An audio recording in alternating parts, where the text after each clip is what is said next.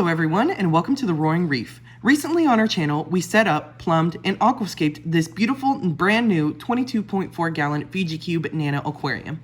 And today I am super excited because we are going to be filling this tank up today and beginning our cycle for the aquarium.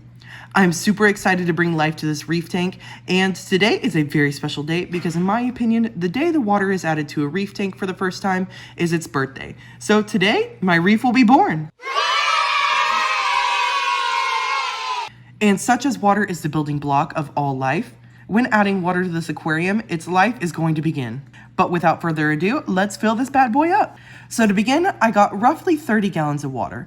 I have a 10-gallon sump and a 22-gallon tank, so I figured 30 gallons would be the perfect amount. I know I won't completely fill up my tank or my sump, so about 30 gallons will be just a little bit more than we needed, which is perfect. Side note, I also didn't account when calculating though that I also have to fill up the hang-on back refugium in our sump, but it's only a couple gallons, so in the end it didn't matter that much. So to start, I put our first bucket above the tank's water level and started siphoning water into our tank.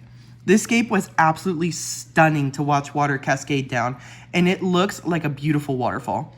At this point, I was super excited and I eagerly continued to fill the tank. Once there was a little bit of water in the tank, I added our water clarifier that came with our sand into the tank. This will just help the clearing up process of the water and make it much easier and faster. Then it didn't take long before our tank was nearly full.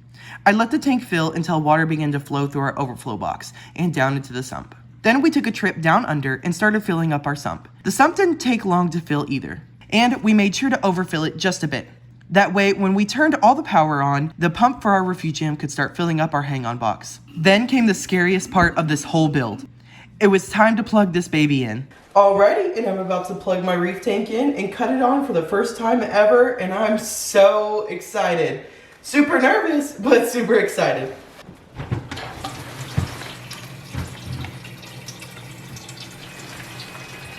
Ah, yes!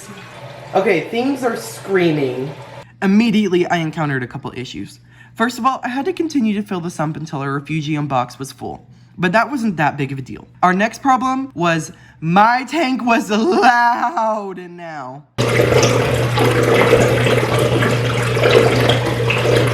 The overflow made a horrendous gargling noise as water tried to rush down the tube, but the way this overflow box is built, air does not easily enter down into the tube as well as water, thus creating this horrible gurgling noise that you hear. After about 30 minutes of fiddling, I came up with a solution. Airline tubing. I tried this out when experimenting to try and solve our problem, and with this very short piece, it worked.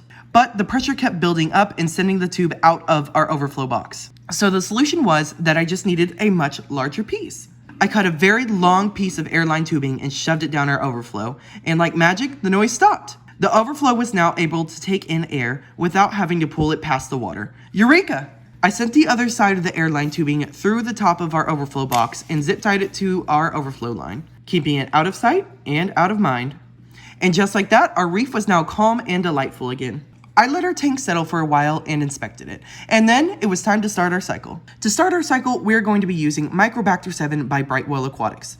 This stuff is like magic, and in my opinion, it is my favorite seeding product to start a reef with. So we dosed our tank, and then we just let it be. I also unplugged our light because while the reef is getting its bacteria culture set up, I wanted to make sure things were stable. Some people prefer to keep the lights on when cycling a tank, but I feel like letting everything get a good bacteria coating before shutting the lights on helps to deter that ugly stage that most reef tanks go through during the beginning of their lives. We left the tank to sit for 24 hours, and when I got home from work the next day, things were looking a lot clearer, and it was looking beautiful. Now that our tank had some water in it as well, I could start to see the tiny little pink particles of little shells, I guess is what it is, inside of our sand that we got. So I'm very happy with the Fiji pink sand that we got from Carib Sea. The tank looks so gorgeous now, and we didn't have much left to do. I seeded the tank once more with Microbacotor 7 and left it alone for the night. Over the next week and a half, I will continue to heavy dose the tank with Microbacotor, and then we will be ready to add our first fish. Once we have our first fish in, I will only very lightly dose the tank for the next 2 weeks or so. Anyways, now that our tank cycle has started, it's only a matter of time before we start to add life to our tank, or before we start to see life sprouting out of nowhere. And if you would like to see that, stay tuned to follow the life of this reef, or maybe consider subscribing so you don't miss out on the Roaring Reef's journey.